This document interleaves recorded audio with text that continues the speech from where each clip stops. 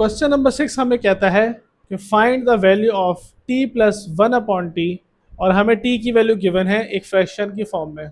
तो चले सपोज करते हैं 2 मिनट के लिए कि t की वैल्यू है 4। तो t प्लस 1/t हम किस तरह लिखेंगे, 4 प्लस 1/4। अब चूंकि इस केस में मेरे पास t की जो वैल्यू गिवन है वो एक फ्रैक्शन की फॉर्म में गिवन है, हम इसको लिख सकते हैं t की जगह t की वैल्यू आ जाएगी, यानी कि ये फ्रैक्शन, बीच में प्लस का साइन, और 1/t से मुराद ये है कि 1/, और ये पूरा का पूरा फ्रैक्शन मेरे पास डिनोमिनेटर में आ जाएगा। ठीक है।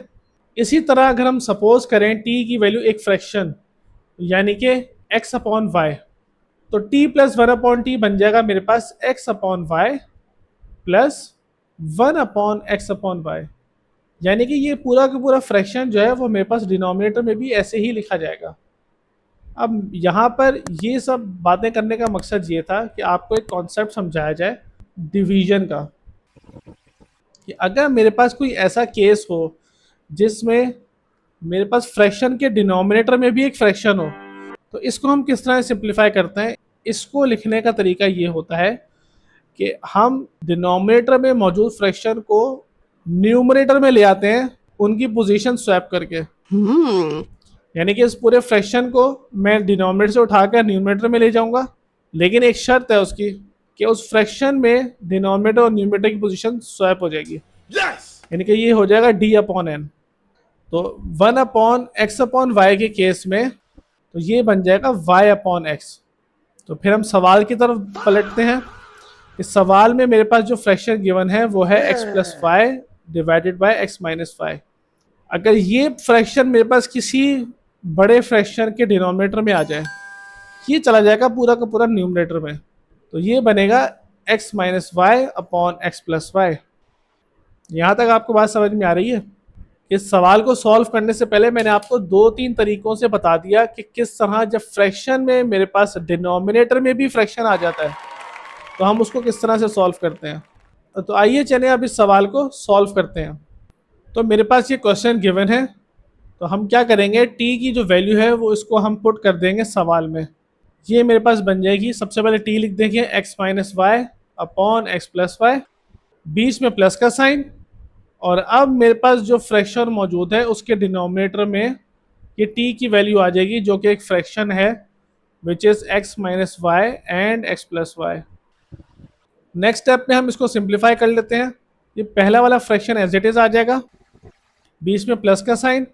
अब ये जो दूसरा फ्रैक्शन मेरे पास गिवन है, इस वाले फ्रैक्शन को मैं ले आऊँगा न्यूमरेटर में, और जब ये न्यूमरेटर में आएगा तो इसमें पोजीशन स्वैप हो जाएंगी, यानी कि जो चीज़ डिनोमिनेटर में थी वो चीज़ न्यूमरेटर में आ जाएगी और जो चीज़ न्यूमरेटर में थी वो डिनोमिनेटर में चली जाएगी।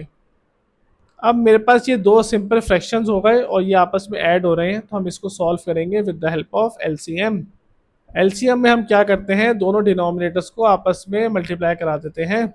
ये बनेगा product of x plus y and x minus y, और न्यूमरेटर में मैं फ्रैक्शन नंबर 1 के न्यूमरेटर को मल्टीप्लाई करवा दूंगा फ्रैक्शन नंबर 2 के डिनोमिनेटर के साथ, और फ्रैक्शन नंबर 2 के न्यूमरेटर को मल्टीप्लाई करवा दूंगा फ्रैक्शन नंबर 1 के डिनोमिनेटर के साथ। नेक्स्ट स्टेप में हम इसको मल्टीप्लाई कर लेते हैं।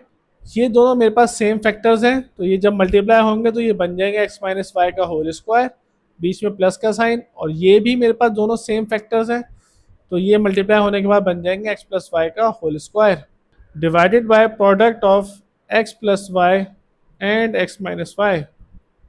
इस सवाल में मेरे पास दो फॉर्मूले अप्लाई हो रहे हैं, a माइनस बी का होल स्क्वायर और दूसरा है a प्लस बी का होल स्क्वायर। तो मैं फॉर्मूले की हेल्प से क्वेश्चन को एक्सपेंड कर लूँगा।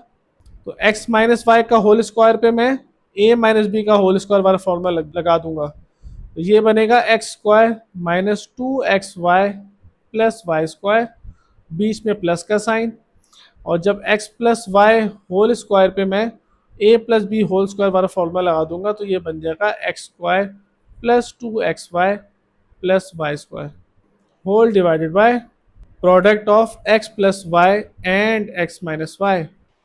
अब हम ये चेक कर लेते हैं, यहाँ न्यूमरेटर में कुछ कैंसिल आउट हो सकता है या कुछ सॉल्व हो सकता है। तो -2xy कैंसिल आउट हो जाएगा +2xy से, ये x और ये x आपस में ऐड हो जाएंगे और ये y और ये y आपस में ऐड हो जाएंगे। तो नेक्स्ट स्टेप मेरे पास आ जाएगा 2x² plus 2y² divided by product of x plus y and x minus y. Next step पे हम न्यूमरेटर में से 2 कॉमन ले सकते हैं, तो ये बन जाएगा 2x² plus y² divided by product of x plus y and x minus y. This is my answer. तो क्वेश्चन नंबर 6 में आपने देखा कि आपको एक जेनरिक फॉर्म में एक्सप्रेशन गिवन थी t प्लस 1/t और आपको उस t की वैल्यू भी पता थी। आपने सिंपल इस वैल्यू को पुट करके सवाल में सॉल्व किया और आंसर लिख के सिंप्लीफाई करके लिख दिया।